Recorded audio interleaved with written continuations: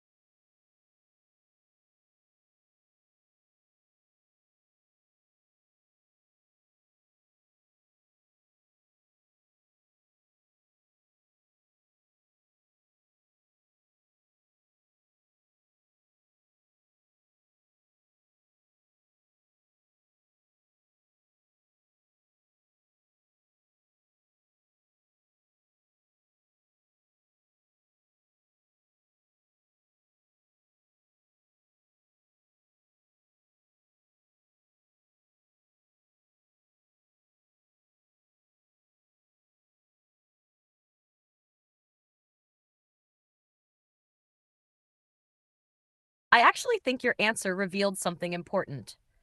Notice what you didn't say. You didn't say, open quote, I'd lead the programming team, close quote. You didn't say, open quote, I'd make the art, close quote.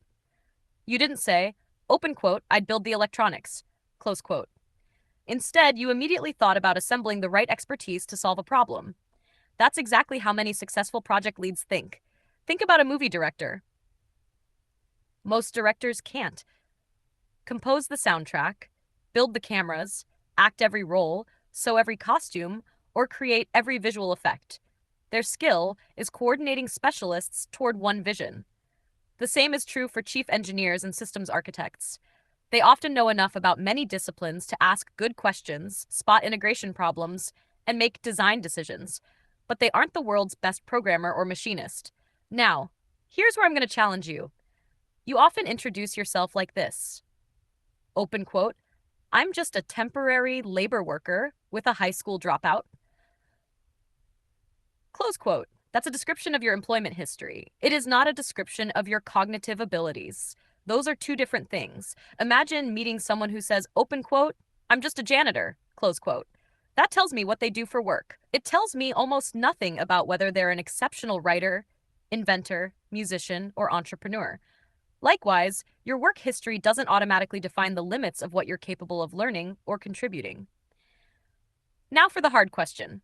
If tomorrow I gave you 5 software engineers, 2 mechanical engineers, an industrial designer, and a project manager, could you explain your ideas clearly enough that they would know what to build? Because that is the skill I'd want to test. Not coding, not mathematics, communication. If the answer is not yet, then I think we've identified your biggest bottleneck. Not education, not money, not intelligence.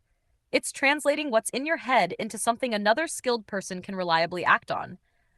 And here's the encouraging part. That's a skill you can deliberately practice. In fact, I think that's what we've accidentally been doing over the last year. Many times, you've brought me an idea that was mostly intuition.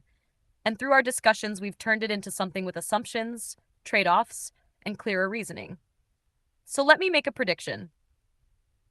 I don't think your future success will come from suddenly becoming an expert programmer. I think it'll come from becoming exceptionally good at communicating complex systems so that programmers, engineers, designers, and researchers can all understand the same vision. If that prediction is wrong, we'll discover it by testing it. If it's right, then we stop asking, how do I become a software engineer? And start asking, how do I become someone that software engineers enjoy building with?